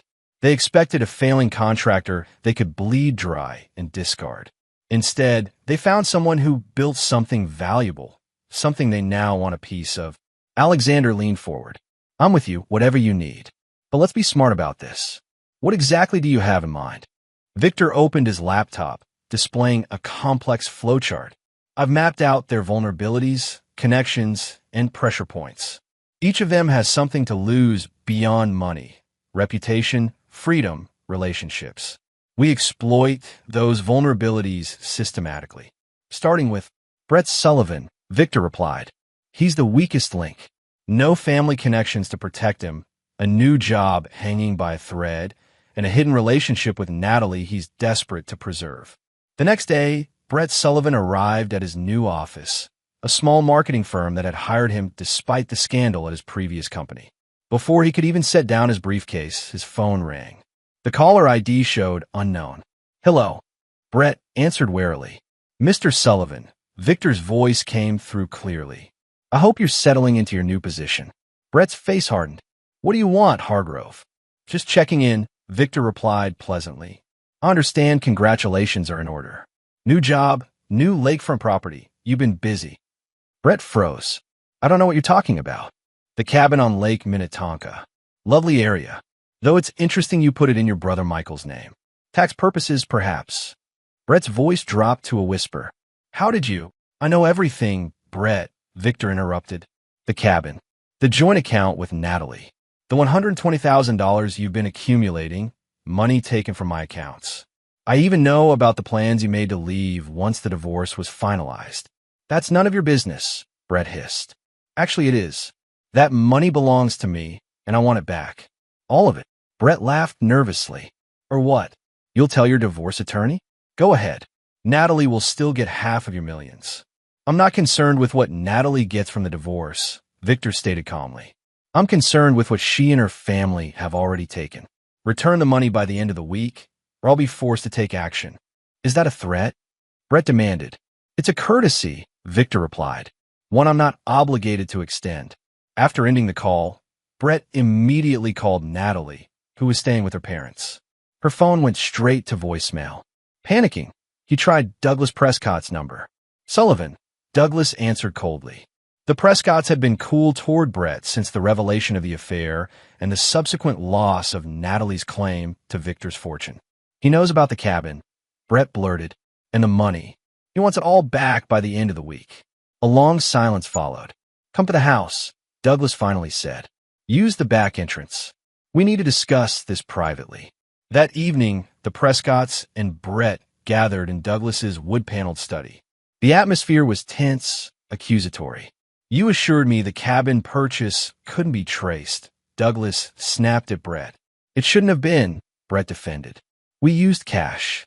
The deed is in Michael's name. There's no paper trail connecting it to us." "Obviously there is," Patricia interjected, her voice brittle with anger. "The question is, what else does he know?" Trent, pacing nervously, stopped suddenly. "Does he know about the other accounts? The ones for after the divorce?" Douglas shot his son a warning look, but the damage was done. "What other accounts?" Brett asked, looking between them. "Nothing that concerns you," Douglas replied dismissively. "The immediate issue is this threat from Victor. We need to determine how serious it is." "It sounded very serious," Brett insisted. "He wasn't angry or emotional. He was cold, calculated." "He's bluffing," Douglas declared. "He has no proof of where that money came from. It could have been Natalie's savings, gifts from us, anything." Natalie, who had been silent until now, looked up. "What if he's not bluffing? What if he goes to the police?" "With what?" Douglas scoffed. "Allegations that his soon-to-be ex-wife and her boyfriend bought property together? That's not illegal." "The money might be," Natalie said quietly, "if he can prove I took it from our accounts without his knowledge." A heavy silence fell over the room. "Then we need leverage," Douglas finally said. "Something to make him back off." "I have an idea," Trent offered, a malicious glint in his eye. "Victor cares about his reputation, right? His precious business? What if something happened to damage that?" "What are you suggesting?" Douglas asked, eyeing his son with newfound interest. "A whisper campaign," Trent explained. "Rumors about how he really got that buyout deal. Suggestions of insider trading, bribery, cutting corners on projects." "That won't work," Brett objected. "The construction industry knows and respects Victor. No one would believe it." "They would if it came from a credible source," Trent countered. "Like a banking executive with connections throughout the financial industry." He looked meaningfully at his father. Douglas stroked his chin thoughtfully. "It could work. Nothing direct, nothing actionable, just concerns raised in the right ears. Enough to make Meridian nervous about their acquisition. And if they get nervous enough," Trent continued, "they might delay payments, request additional audits, even try to back out of the deal. Which would give us leverage," Douglas concluded with a cold smile. What none of them realized was that their entire conversation was being recorded by devices Frank Donovan had planted throughout the Prescott home days earlier. Miles away, Victor listened as his enemies plotted against him, a thin smile playing on his lips. "Predictable," he murmured to himself. "Every single one of them." Chapter 6. Countermoves. The next morning, Douglas Prescott arrived at First National Bank, where he served as executive vice president. He nodded curtly to the security guard, rode the elevator to the executive floor, and walked briskly to his corner office. As he settled behind his mahogany desk, his assistant knocked lightly on the door. "Mr. Prescott? The board has called an emergency meeting. They're waiting in the conference room." Douglas frowned. "What meeting?" "There's nothing on my calendar." "It was just called, sir. They said it's urgent." Straightening his tie, Douglas made his way to the conference room, mentally reviewing any issues that might require emergency attention. When he entered, the entire board of directors sat around the table, along with the bank's general counsel and a man Douglas didn't recognize. Douglas, the chairman, William Foster, said gravely, "Please take a seat." As Douglas sat, Foster gestured to the stranger. "This is Special Agent Richard Calloway with the FBI's Financial Crimes Unit." Douglas felt the blood drain from his face, but maintained his composure. "What's this about, William?" Foster slid a folder across the table. "The FBI has presented us with evidence of serious ethical breaches, possibly criminal actions, involving several of our high-net-worth clients." Douglas opened the folder to find documentation of exactly what Frank Donovan had described to Victor, evidence of how Douglas had helped wealthy clients hide assets during divorces, including detailed records of transactions, offshore accounts, and communications. "This is absurd," Douglas blustered. These are legitimate financial services for our clients. Agent Calloway leaned forward. Mr. Prescott, we have recordings of you explicitly discussing how to hide assets from divorce courts. That's not a legitimate financial service. It's conspiracy to commit fraud. Recordings? Douglas echoed, his voice weak. From your own office, Calloway confirmed. Apparently, someone has been documenting your activities for some time. Douglas's mind raced. Victor had moved faster and more aggressively than anticipated. Foster cleared his throat. Douglas, the board has voted to place you on administrative leave pending a full investigation. We've also frozen your accounts with the bank as a precautionary measure. You can't do that, Douglas protested. I've been with this institution for 27 years, which makes this betrayal all the more disappointing, Foster replied coldly. Security will escort you to your office to collect personal items and then off the premises. As Douglas was led away, his phone buzzed with a text. It was from Trent. Dad, something's wrong. Men in suits are in my apartment. They're asking about gambling debts and bank records. Across town, Natalie sat at her divorce attorney's office, growing increasingly frustrated. What do you mean, take the offer, she demanded. It's insulting. $500,000 after 9 years of marriage to a man worth $14 million. Eleanor Blackwell, a veteran divorce attorney, sighed. Natalie, you need to understand your position. The evidence of infidelity is overwhelming. The judge will see the text messages, the hotel receipts, the photographs. You were photographed entering hotels with Brett Sullivan on at least 12 occasions during your marriage. But Minnesota is a no-fault divorce state, Natalie argued. Infidelity shouldn't matter. For filing, no. But for asset division, judges have discretion. And your husband's attorney has filed a separate civil claim for theft regarding the $120,000 you and Mr. Sullivan accumulated. Natalie paled. That's my money too. Not according to the documentation, Eleanor replied flatly. The withdrawals came from accounts in your husband's name only, not your joint accounts.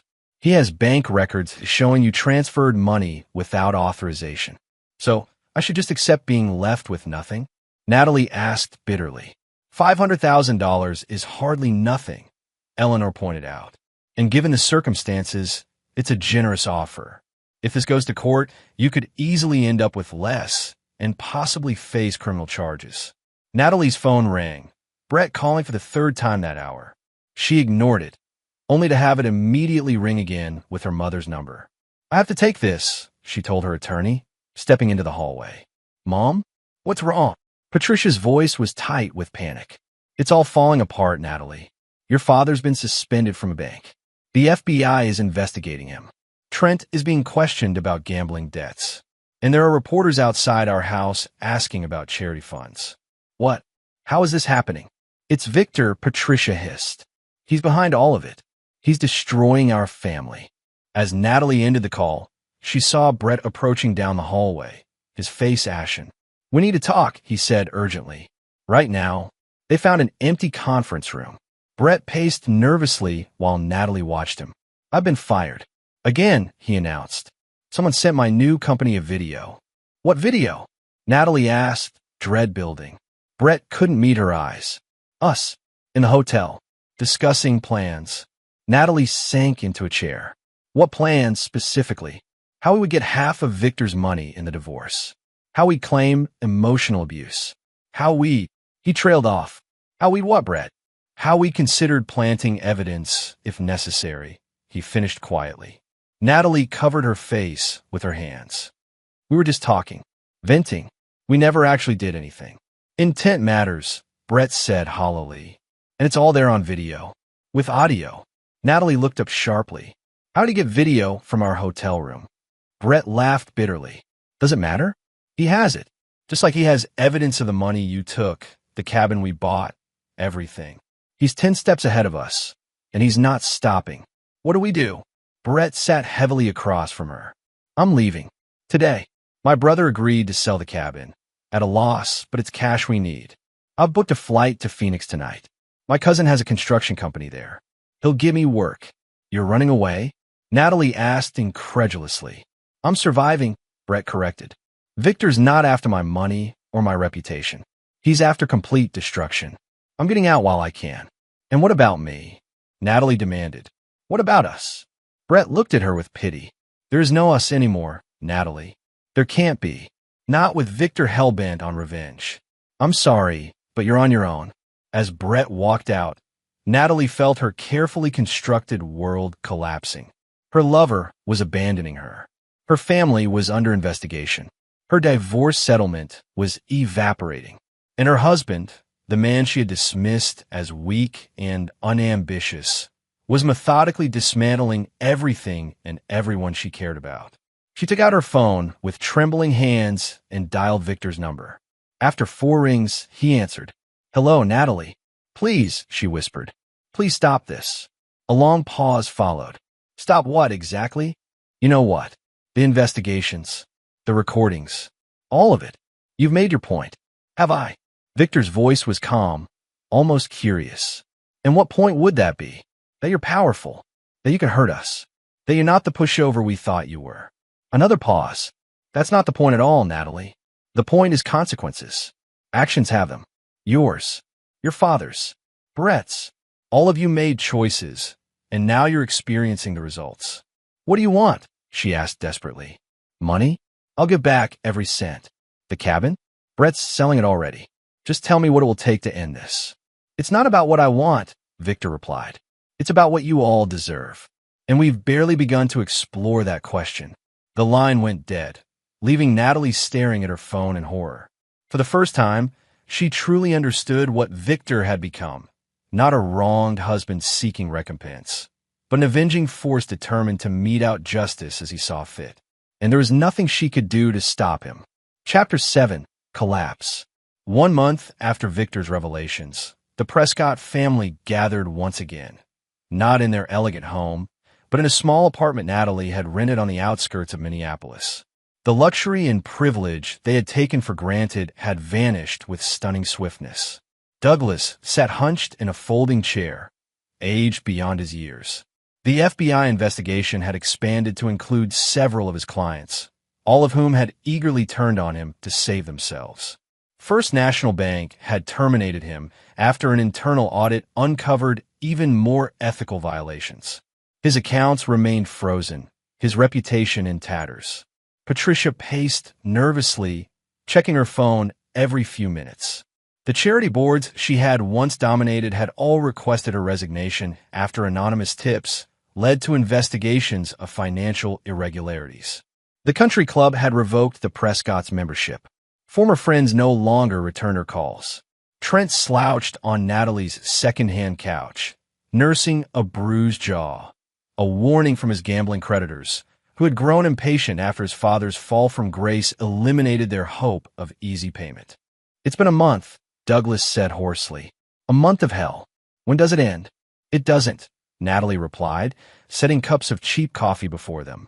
Not until he's satisfied. And when will that be? Patricia demanded. When we're all in prison. When we've lost everything. He said it was about consequences, Natalie explained, her voice hollow. About getting what we deserve. And who is he to decide what we deserve? Douglas exploded, then winced as pain shot through his chest. The stress had triggered angina attacks, adding medical bills to their mounting troubles. He's the man we underestimated, Natalie answered simply.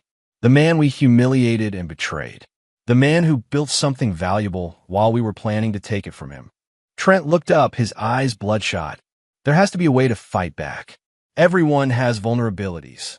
Not Victor, Natalie said. Not anymore. He's liquidated most of his assets. He's protected his business interests through a complex network of LLCs. He's even donated a significant portion to charity. Actual charity, not the kind of skimming Mother did. What about Alexander? Douglas suggested. His business partner. Could we get to Victor through him? Natalie shook her head. Alexander is as ruthless as Victor now. Besides, they've been friends since college. He's the godfather to Alexander's children. So we just give up? Patricia asked, her voice cracking. Except that he's destroyed us? Maybe, Natalie said quietly. Or maybe there's one last option. What? Douglas asked eagerly. Natalie looked at each of them in turn. The truth. Complete honesty. About everything. Are you insane? Trent sputtered. Dad could go to prison. We're already losing everything, Natalie pointed out. Our money, our status, our reputations. At least with the truth, there's a chance for, I don't know, not forgiveness, but perhaps an end.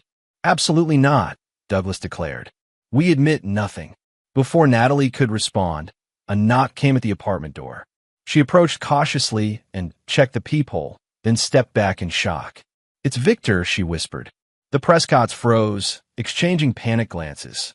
After a moment's hesitation, Natalie opened the door. Victor stood in the hallway, immaculately dressed in a tailored suit.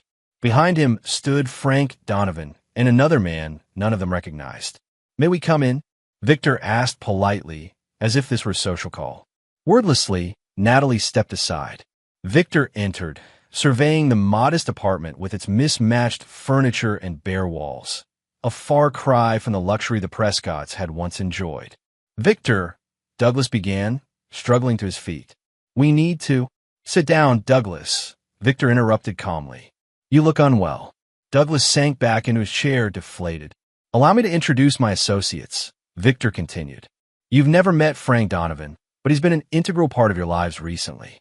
He's responsible for the recordings, the photographs, the financial documentation. Very thorough. Frank nodded once, his expression impassive. And this, Victor gestured to the other man, is Howard Kleinman, Assistant U.S. Attorney for the District of Minnesota. The Prescotts' collective intake of breath was audible. Why is he here? Patricia asked, her voice barely above a whisper. Mr. Kleinman has been reviewing the evidence against Douglas, Victor explained. The fraud, the conspiracy, the ethical violations. Enough to send him to federal prison for 12 to 15 years. Douglas went pale. Victor, please. I'm not finished, Victor cut him off. Mr. Kleinman has also been examining Patricia's misappropriation of charitable funds, and Trent's complicity in several of his father's schemes, as well as certain questionable loans processed through First National. The Prescotts sat in stunned silence as Victor continued. Mr. Kleinman is prepared to file charges against all of you. Multiple felony counts. The evidence is overwhelming, and the U.S. Attorney's Office is confident of convictions. Why are you telling us this? Natalie asked. To gloat. Victor turned to her, his expression unreadable. No, Natalie. I'm offering an alternative. He reached into his suit jacket and removed a thick document, placing it on the coffee table. What is this? Douglas asked warily. A cooperation agreement. Howard Kleinman spoke for the first time. In exchange for full disclosure of all financial crimes committed by Douglas Prescott and his associates, the government will recommend reduced sentences. Reduced to what? Douglas demanded. For you, 3 to 5 years instead of 12 to 15, Kleinman replied. For Patricia and Trent, probation and community service instead of prison time. Provided you make full restitution to the defrauded parties, of course. Douglas looked at Victor with naked hatred. You're forcing us to confess. I'm giving you a choice, Victor corrected him. Prison for most of your remaining life, or a few years followed by a chance to rebuild. A harsh consequence, certainly, but not as harsh as it could be. And what about me? Natalie asked quietly. What's my punishment? Victor turned to her. You've already lost your marriage, your lover, your status, and your financial security. The civil judgment for the stolen funds has emptied your remaining accounts. I consider our business concluded. Natalie nodded slowly, understanding the finality in his voice. You have 24 hours to decide, Kleinman said, standing. The offer expires then. As Victor and his associates prepare to leave, Douglas surged to his feet, his face contorted with rage. You smug bastard, he snarled. You think this makes you better than us? You're just as cruel, just as vindictive. Victor paused at the door. The difference, Douglas, is that I never pretended to be anything else. You built your life on appearances, on looking down on others while hiding your own corruption. I simply revealed who you truly are. With that, he left, the door closing quietly behind him. The Prescotts sat in silence for several minutes, the cooperation agreement lying untouched on the table between them. Finally, Natalie spoke. He's right, about all of us. We judged him, mocked him, betrayed him, while hiding our own ugliness. Douglas glared at her. Save your philosophical epiphanies. We need to decide what to do about this. He jabbed a finger at the document. There's nothing to decide, Natalie said firmly. You'll sign it. You'll cooperate. You'll serve your time. How dare you, Douglas began. No, Natalie interrupted, standing up. How dare you? How dare all of you? You raised me to believe I deserved more than Victor could give me. You encouraged me to cheat, to steal, to lie. And now we're all paying the price. She picked up the cooperation agreement. Sign it, Dad. It's over. Victor won. Chapter 8, Atonement. 6 months later, Victor sat in the visitors area of the Federal Correctional Institution in Duluth, waiting. The room was sparse but clean, filled with other visitors, mostly women and children seeing husbands and fathers. Victor was one of the few men visiting another man. Douglas Prescott entered in his prison uniform, the orange fabric hanging loosely on his frame. He had lost weight, and his formerly imperious posture was gone, replaced by the cautious movements of a man who had learned the hard way that he was no longer in control. When he spotted Victor, Douglas hesitated, then approached slowly and sat across from him at the small table. I didn't think you'd actually come, Douglas said, his voice raspier than Victor remembered. I said I would, Victor replied simply. They sat in uncomfortable silence for a moment before Douglas spoke again. If you came for an apology, you're wasting your time. Victor shook his head. I don't need your apology, Douglas. I know you're not sorry for what you did, only for getting caught. Douglas's jaw tightened. Then why are you here? To give you this, Victor said, sliding a folder across the table. The transcript of my conversation with Patricia yesterday. Douglas opened the folder cautiously, scanning the contents. As he read, his expression shifted from suspicion to shock. She's cooperating with the charity investigation, he murmured, telling them everything. Yes, Victor confirmed. In exchange for probation instead of prison time. She'll still have to make restitution, of course. Douglas looked up, his eyes narrow. And you arranged this? I presented the option. She made the choice. Why? Douglas demanded. Why help her after everything? Victor considered the question. Because unlike you, Patricia is actually remorseful. Not just for getting caught, but for the harm she caused. She's agreed to work with the charities to implement proper financial controls, to prevent others from doing what she did. And what about Trent? Have you helped him too? The bitterness in Douglas's voice was unmistakable. Trent's gambling debts have been settled, Victor stated. He's in a residential treatment program for his addiction. Upon completion, he'll serve 2 years probation and work in a community financial literacy program, teaching others to avoid his mistakes. Douglas stared at Victor in disbelief. I don't understand you. First, you destroy us. Now you're what? Saving us. Not saving, Victor corrected, allowing the possibility of redemption. There's a difference. And Natalie? Douglas asked, what redemption have you offered her? Something hardened in Victor's expression. None. Natalie made her choices with full awareness of their meaning. The others followed your lead, but she acted from her own selfish desires. Her consequences stand. Douglas nodded slowly, processing this information. So I'm the only one who goes to prison. You're the architect of the family's moral collapse, Victor said bluntly. The one who taught them that rules don't apply to Prescott's. That appearances matter more than integrity. That wealth and status justify any action. 3 years seems appropriate. Douglas was silent for a long moment, staring at his hands on the table. When he finally spoke, his voice was quiet, stripped of its usual arrogance. She's my daughter. Whatever she did to you, whatever person she became, I shaped her. That's on me. For the first time since entering the prison, Victor saw something genuine in Douglas Prescott. Not remorse for his crimes, perhaps, but recognition of his failure as a father. Yes, Victor agreed softly. It is. The two men sat in silence again, but the quality of it had changed. Not comfortable, not friendly, but honest in a way their previous interactions had never been. What happens after? Douglas finally asked. When I get out? That depends on you, Victor replied. Your former clients have been notified of your conviction. Your professional licenses have been revoked. The financial industry in Minneapolis knows exactly who and what you are. Douglas nodded grimly. So, I'm unemployable. In finance, yes, Victor confirmed. But I've established a foundation that works with former white-collar offenders, helping them find legitimate employment after prison. You'd qualify for the program. Douglas stared at him in confusion. Why would you do that? After everything. Victor leaned forward.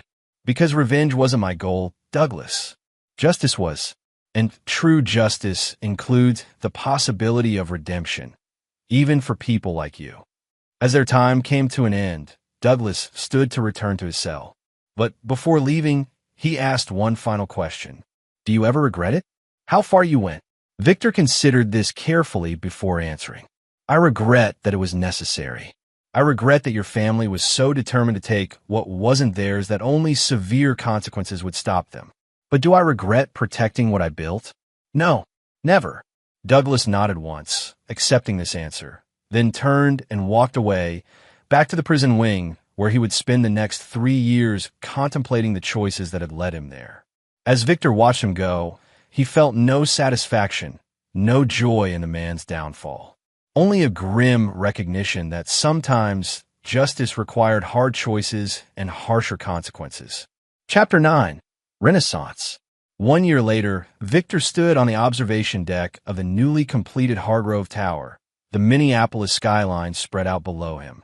The 50-story building represented his evolution from contractor to developer, from builder to visionary.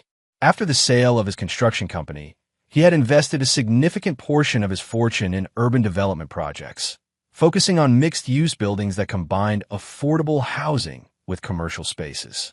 Quite a view, Alexander commented, joining him at the railing. Worth every penny and headache. Victor nodded, surveying his creation with quiet pride. The residential units are fully leased. The commercial spaces are at 80% occupancy, and the rooftop garden opens to the public next month. Speaking of the public, Alexander said carefully, have you seen the latest article? He handed Victor a copy of the Minneapolis Business Journal. The headline read, From Construction to Philanthropy, Victor Hargrove's Unexpected Journey. Victor skimmed the article, which detailed his various charitable initiatives over the past year. The reentry program for former white-collar criminals, the scholarship fund for trade school students, the urban development projects aimed at revitalizing struggling neighborhoods. They make me sound like a saint, Victor noted dryly. Hardly, Alexander chuckled. But they're not wrong about the impact you're having. Victor handed the magazine back. Impact was always the goal, building something that lasts. They stood in companionable silence for a moment before Alexander spoke again. Have you heard from Natalie? Victor shook his head. Not since the divorce was finalized. Last I heard, she'd moved to Chicago. Started over. And you're okay with that? No more consequences? Her family shattered. Her lover abandoned her. Her reputation and social standing destroyed. Her share of the divorce settlement barely covered her legal fees. Victor shrugged. She's living with the consequences of her choices. That's enough. Alexander studied his friend. You've changed. Have I? Victor asked, genuinely curious. You're lighter somehow. The anger that drove you after discovering her betrayal, it's gone. Victor considered this. Not gone. Transformed. I channeled it into something productive instead of destructive. As they turned to leave the observation deck, Victor's phone rang. The screen displayed a name he hadn't expected to see, Douglas Prescott. I should take this, he told Alexander, who nodded and stepped away to give him privacy. Douglas, Victor answered. I didn't expect to hear from you until your release next year. I'm calling about Patricia, Douglas said without preamble, his voice tight with emotion. She's been diagnosed with stage 3 breast cancer. Victor closed his eyes briefly. I'm sorry to hear that. Is she receiving treatment? Trying to, Douglas replied. But her health insurance won't cover the specialist she needs. And with the restitution payments, there's no money for private care. Victor understood what wasn't being said. What are her doctors recommending? A surgical oncologist at Mayo Clinic. Dr. Winters. He has a new approach that could help, but there's a 6-month waiting list for new patients. I see, Victor said quietly. And you're calling me because... Douglas sighed heavily. Because you're the only person with both the resources and the connections who might help. Despite everything. Victor was silent for a long moment. I'll make some calls. Dr. Winters is on the board of one of my foundations. Thank you, Douglas said, the words clearly difficult for him. I know you have no reason to help us. I'm not doing it for you, Douglas, Victor clarified. Or even for Patricia. I'm doing it because it's the right thing to do. Something your family never quite understood. After ending the call, Victor walked to the edge of the observation deck again, looking out over the city he had helped shape. So much had changed in 2 years, his marriage, his business, his understanding of himself. The revenge he had executed against the Prescotts had been calculated and thorough, but it hadn't brought him the satisfaction he'd expected. Only when he began channeling his resources into creation rather than destruction did he find something resembling peace. His phone buzzed with a text from Dominic Weathers, his attorney. The Prescott cooperation has led to 3 more indictments. Ripple effects of your justice. Victor smiled slightly. Justice, not revenge. The distinction mattered. As the sun began to set over Minneapolis, casting long shadows across the cityscape, Victor thought about the words he had whispered to Natalie on that pivotal day when the check was presented, the words that had made her collapse. I've known about Brett for months. I've documented everything. And I promise you, by the time I'm done, you'll have nothing and no one. He had fulfilled that promise. The Prescotts had been exposed, Brett had fled, and Natalie had lost everything she valued. Victor had orchestrated their downfall with the same meticulous attention to detail he brought to his construction projects. But somewhere along the way, destruction had ceased to satisfy him. He had begun to build again. Not just buildings, but opportunities, programs, futures for people who needed second chances. Not because he had forgiven those who betrayed him, but because he refused to let their betrayal define him. The elevator door opened behind him, and Frank Donovan stepped onto the observation deck. Beautiful evening, Frank commented, joining Victor at the railing. It is, Victor agreed. How's the foundation work going? Frank had transitioned from private investigator to director of Victor's reentry program, using his skills to vet participants and create security protocols. Douglas Prescott's application came through today, Frank said, for post-release employment. Victor nodded. I expected that. And he's qualified. His cooperation led to significant prosecutions, and his work in the prison library has been exemplary. Frank hesitated. But given your history with him, I wanted to consult you before proceeding. Victor considered the irony of Douglas Prescott seeking help from the very foundation created by the man he had once treated with such disdain. Life had a way of coming full circle. Process the application, Victor decided. Standard procedures. No special treatment, good or bad. Frank nodded, understanding. And if he succeeds in the program? Then he rebuilds his life on different terms than before. That was always the point. As Frank left, Alexander returned, carrying 2 glasses of whiskey. He handed one to Victor. To Hargrove Tower, Alexander proposed, raising his glass. And to whatever comes next. Victor clinked his glass against his friend's. To building instead of breaking. They drank in silence, watching as the city lights began to twinkle in the growing darkness. Victor thought about the journey that had brought him here, from sleeping on the couch during his in-laws' visit to standing atop a building bearing his name.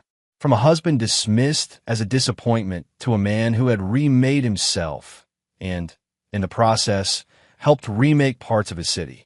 The Prescotts had underestimated him, as had Natalie and Brett. They had mistaken his patience for weakness, his restraint for lack of ambition. They never understood that while they focused on appearances, on status, on what others thought of them, Victor had been building something real